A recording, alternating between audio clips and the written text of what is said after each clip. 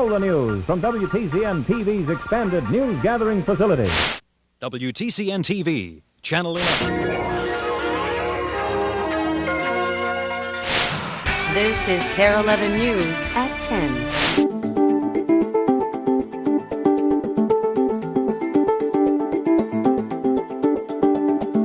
You know, this shelter is a real good idea. You could use this as an extra bedroom for company. It may seem silly now, but there was a time when a home fallout shelter was a great source of comfort. It was the height of the Cold War, and Americans felt many of the same fears they do today. An entire generation of Americans grew up under the very real threat of nuclear war. Fallout shelters, civil defense training, and air raid drills were a part of everyday life.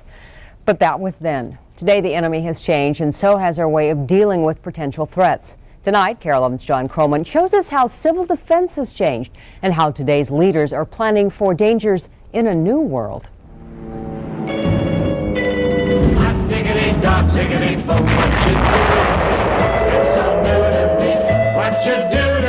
The carefree music of the 50s stands in stark contrast to the nuclear nightmare we faced at the time. We all know the atomic bomb is very dangerous. Cold warriors got our attention with atomic test films like Operation Q. Mannequin families are to represent Mr. and Mrs. America. 2, 1, 0. The carefully choreographed demise of Doomtown burned horrific images into our collective consciousness. But there was hope. A comprehensive civil defense plan. The Civil Defense Plan. The military would scan the skies for bombers, and we would look for ways to survive. This shelter is a real good idea. The film was Wally Builds a Family Fallout Shelter. Hey, isn't this nice? The point was to promote this government pamphlet, which explains how to turn part of your home into a cinder block bunker. I mean, after all, we're talking about survival of the country. Corky Stevenson worked in Hennepin County Civil Defense Program, headquartered in an uptown firehouse. A big part of the job was to set up large fallout shelters and stock them with food and other supplies.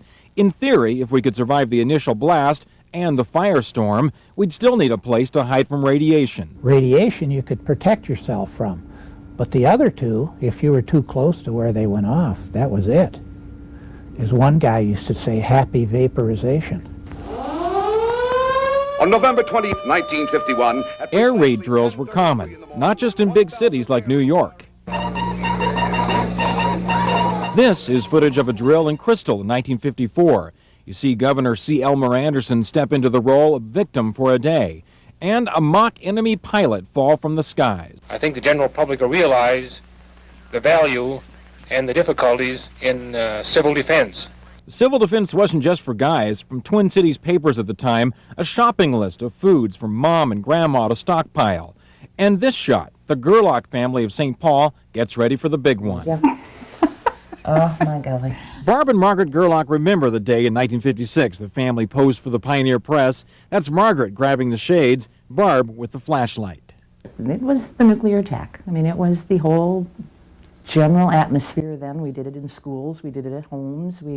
You were getting yourself prepared. Uncle Sam used a friendly turtle named Bert to teach school kids the defensive maneuver known as duck and cover. Be like Bert. Little civil defense helmet on that turtle. That's what I remember. That's what I remember. It's a bomb. Duck and cover. Hey, we made it. Well, actually, you never had to find out if duck and cover would really work. We stopped fearing missiles and fallout a long time ago. But those fears have been replaced by brand new threats, ones that are actually more frightening because we don't know who the enemies are or how they'll strike next. But we still have a plan. What we once knew as civil defense is now called emergency preparedness, a system designed to cover everything from floods to tornadoes to terrorism. The same system is used for all types of disaster. And as State Emergency Preparedness Director, Jerry Rosenthal's assignment is simple: outsmart disaster. To think of those things that have the potential of not running very well during a disaster, and where we can identify them, then we can do something about being better prepared. The state's emergency plan, available online, covers a laundry list of scenarios. For example, if the Capitol's destroyed, government relocates to the Air National Guard base. If there's an accident at Monticello Nuclear Power Plant, neighbors report to Osseo Junior High for decontamination. A mishap at Prairie Island, victims go to the Armory in Cottage Grove. You need to know that your community is prepared and will do what it can within its power. Despite the occasional fallout sign here and there, government shelters no longer exist. Now private charities handle that chore. Red Cross plays a big part in what we call mass care. That's feeding and sheltering people in larger scale events. As a disaster specialist at St. Paul's Red Cross, Bill McNally keeps a list of 140 churches and schools that can be converted to shelters at any time. This annoying interruption is a big part of the plan. Our engineers test the emergency alert system every week because it could be your lifeline in a crisis. And you're going to be advised by local public safety officials where people should go or what people should do. Possible hazmat incident. We still have dress rehearsals for disaster. This drill simulated a nerve gas attack on Minneapolis. Rescue workers are thrust into staggering new realities. Booby-trapped bombs left by terrorists, and biohazard victims who leave the scene and contaminate others. You see a policeman come to an event like that, and they've got nothing except a gun. Gun doesn't do them any good. More money's already going to special gear for police officers, and area hospitals, which also took part in that drill, are slated to get better decontamination equipment. The key is we don't want to send contaminated patients to the hospitals, because if we contaminate the hospital, we lose that hospital. A frightening specter, but Dick Turner says we're much better off imagining the worst-case scenario. We're not perfect. We're not anywhere near it, but we've done everything we can in the city to prepare the city to respond to a disaster. So what can you do for civil defense? What Bert the Turtle taught us long ago: stay alert. Duck and cover. Duck.